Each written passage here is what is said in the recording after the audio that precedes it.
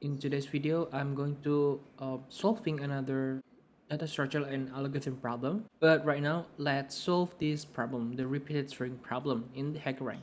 But I'm going to solve this without using TDD because I think this one is pretty simple. So the problem is there's a string s with the lowercase English, and that string is, for example, this one. The input is this s a b c c a c, and the n is 10, and the expected output should be how many a counted in that string, but until the abccac is actually has in 10 in length.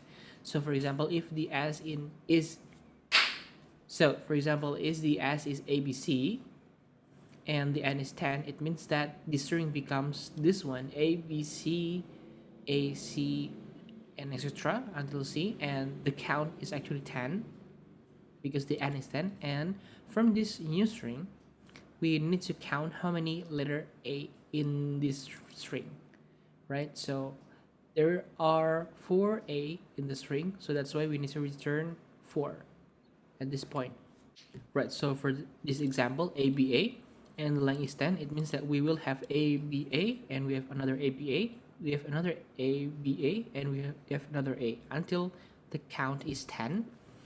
Then we need to return the count of how many a's in that string. So pretty straightforward. And yeah, I think we're gonna solve that immediately in here. So how do we can solve this? So as I told you before, let's copy here and let's paste around here.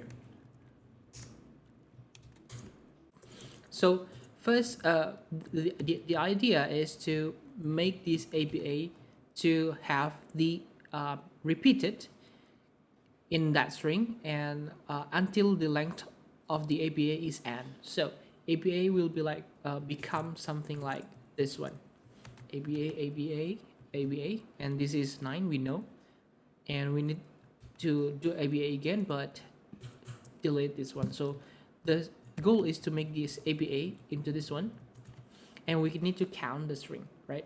I mean, like the A on that string, how many A count, and it will be resulting as I don't know, 7, I guess. One, yeah, this should be A is equal to 7, and the output should be 7.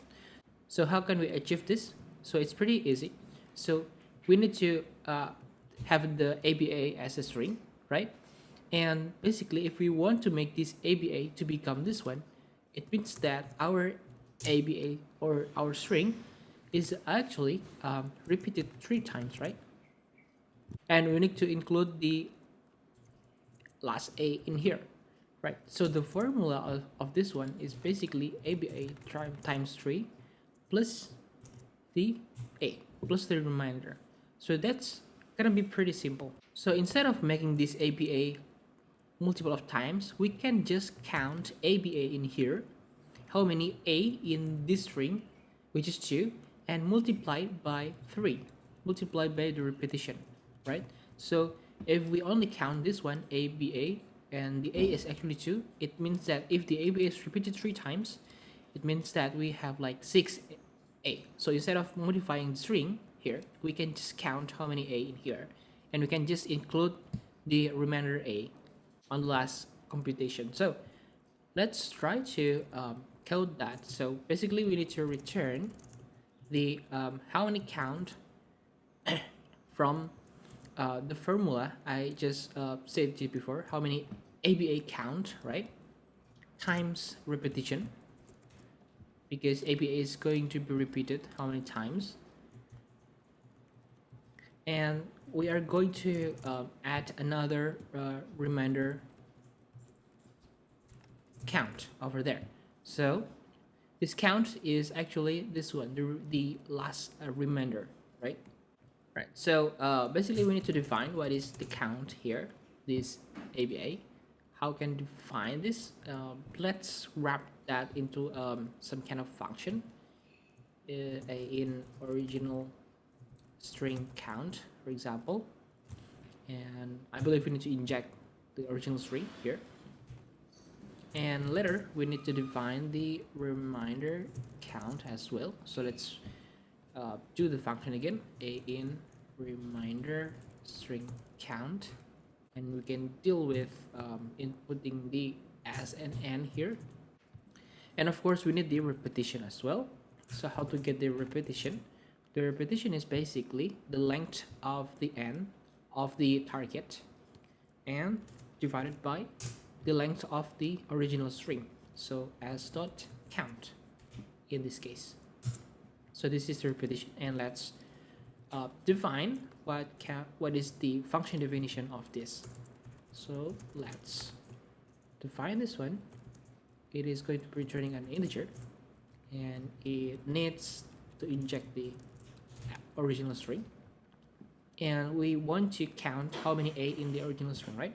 So we can do that for every single character in the string s.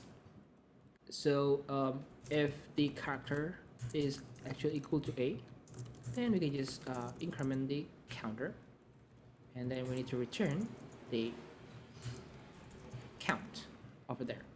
So we need to define what is count, 0, and I believe that's how we can solve this one.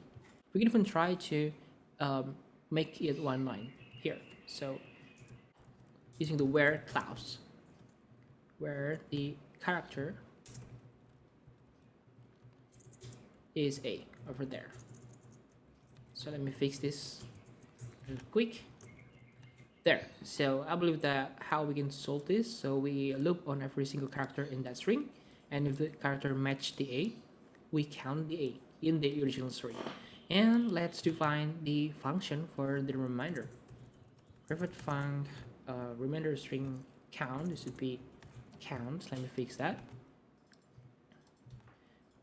And we need to inject the string and the n, the length target, and we need to return the integer as the result.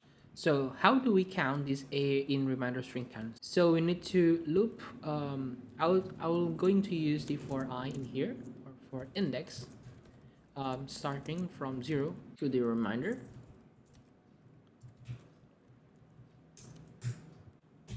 And we can check whether the characters at the current index is actually equal to a, which is trying to scan this one. If it is equal to a, it means that we need to increment the counter, and somehow we can return the count over there.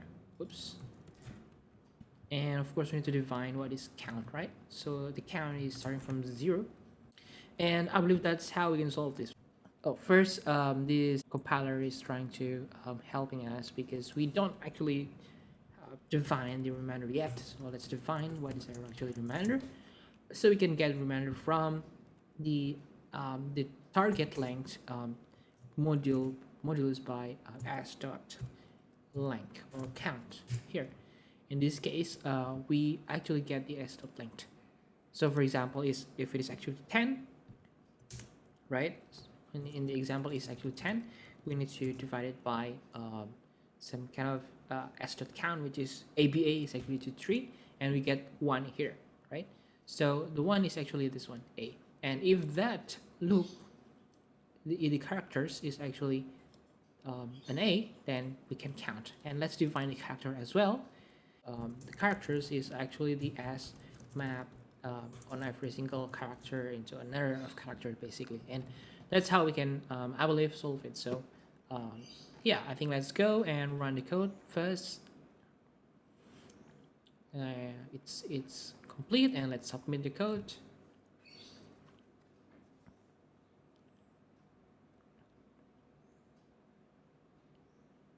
Perfect, we are passing the test, and I believe we can also refactor to match this where clause here, so we can copy and remove the if, so that we can have like a more simplified code. Let's run again,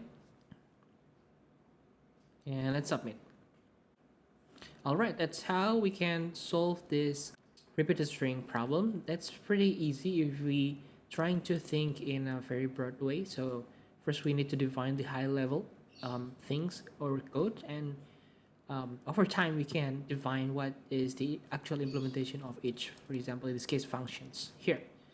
So thanks for watching and see you in the next video.